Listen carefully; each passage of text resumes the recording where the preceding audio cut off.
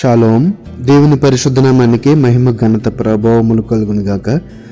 మన ప్రభువును రక్షకుడైన యేసుక్రీస్తు యెహోవా మెస్సీ నామములో ఆత్మీయులైన దేవుని బిడ్డలని మీ అందరికీ హృదయపూర్వక వందనాలు, ఉదయకాలపు శుభాలు తెలియజేస్తున్నాను. ప్రియులారా, ఎలా ఉన్నారండి? అందరూ బాగున్నారు కదా? దేవుని మహాకృప, క్షేమము, సంతోషము, సమాధానం మనందరికీ తోడుగా ఉండి నడిపించింది గాక. ఎస్తేరు గ్రంథము 4వ అధ్యాయము 16వ వచనంలో ఈ మాటను మనం చూడగలుగుతున్నాము. ఎస్తేరు గ్రంథము 4వ అధ్యాయము 16వ వచనం. నీవు పోయి శూషణునందు కనబడిన యూదులందరినీ సమాజ మందిరము సమకూర్చి నా నిమిత్తము ఉపవాసముండి 3 దినములు అన్నపానములు చేయకుండి, నేనును నా పనికత్తెలను కూడా ఉపవాసముందము. ఈ మాటను చదవం మనం ఇక్కడ. ఈ మాట ఎస్తేరు, రాణి అయిన ఎస్తేరు మాట్లాడుచున్నట్లుగా మనం ఇక్కడ చూడగలుగుతున్నాము. ఆవిడ ఏం చెప్పిందండి? అప్పుడు ఎస్తేరు మొర్దెకైతో ఇట్లా, నీవు పోయి శూషణునందు కనబడిన యూదులనందరినీ సమాజ మందిరమునకు సమకూర్చి నా నిమిత్తము ఉపవాసముండి 3 దినములు అన్నపానములు చేయకునిడి, నేనును నా పనికెత్తులను కూడా ఉపవాసముందు.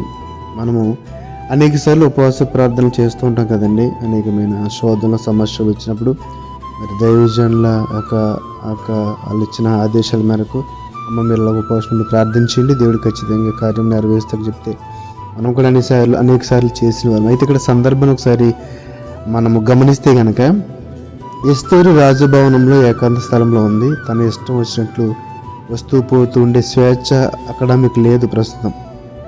ఎందుకంటే ఆనాటి నిరంకుశ ప్రభువుల అధికారం, క్రూరత్వాన్ని బట్టి తమ రాజసన్నిధిని వారెంత ప్రాముఖ్యంగా ఎంచుకున్నారో దీన్ని బట్టి మనం చూడగలుగుతున్నాము.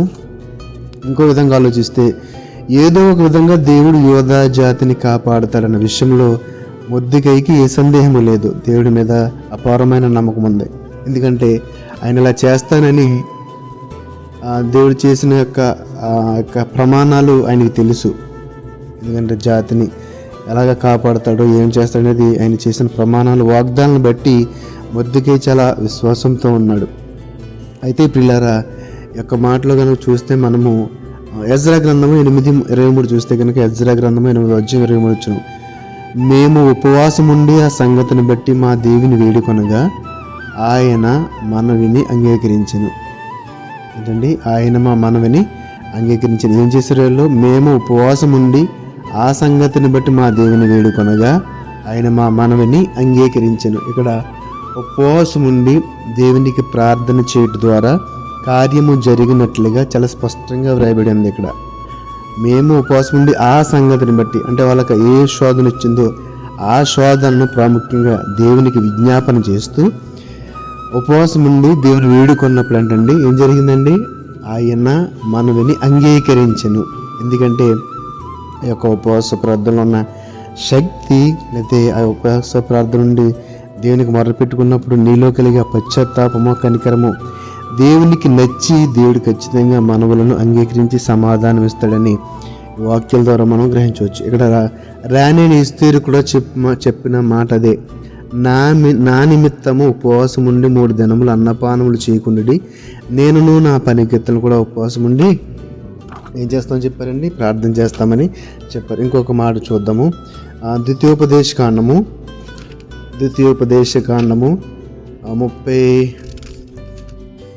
34వ అధ్యాయము 30వ వచనం చదువుతున్నాను. 4వ అధ్యాయం 30వ వచనం.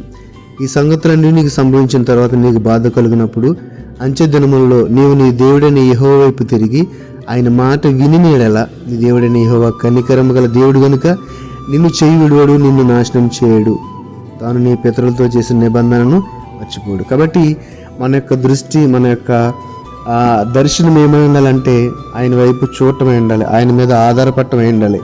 ఆయన మీద ఆనుకుని ఆయన అడిగితే కనుక మన యొక్క ప్రతి పనిలో కూడా ఆయన ముందు పెట్టి, ప్రభు నీ వైపు చూస్తున్న తండ్రి నువ్వే నాకు ఆధారము, ఈ పనిని జరిగించేవారు మీరని చెప్పి ఆయన మీద ఆధారపడితే కనుక దేవుడు ఖచ్చితంగా కార్యం నెరవేరుస్తాడు. ఎస్తేరు ఎలాగైతే ఉపవాసం ఉండి తనకు కలిగిన శోధన నుంచి బయటపడిందో, మనం కూడా దేవుని సన్నిధిలో మనకు వచ్చిన శోధనలు బట్టి ఆయనకు విజ్ఞాపన చేద్దాము, ఉపవాసాన్ని ప్రార్థించేద్దాం, దేవుని పొందుకున్న అట్టి కృప తండ్రి దేవుడు మనకు దయచేయునుగా. ఆమేన్. పరిశుద్ధుల మహోన్నతమైన కన్న తండ్రి, ఈ పరిశుద్ధమైన మనకు వందనాలు నాయన. ఉపవాసం నుండి చేసే ప్రార్థన మీరు అంగీకరిస్తారని, దానికి సమాధానం ఇస్తారని, జవాబు దయచేస్తారని ఈరోజు ఉపవాస ప్రార్థన యొక్క తండ్రి విలువను, దాని ప్రాముఖ్యాన్ని మాకు వివరించారు. నాయన ఇస్తూరు ఎలాగైతే నాయన ఉపవాసం ఉండి ప్రార్థన చేసి నాయన నీ సన్నిధిలో యొక్క కోరికను తీర్చుకుందో తండ్రి, సమాధానం పొందుకుందో, అటు రీతి మేము కూడా నాయన ఒక ఉపవాస ప్రార్థనలను బలమును శక్తిని గ్రహించి నాయన నీ విజ్ఞాపన కృపను దయచేయమని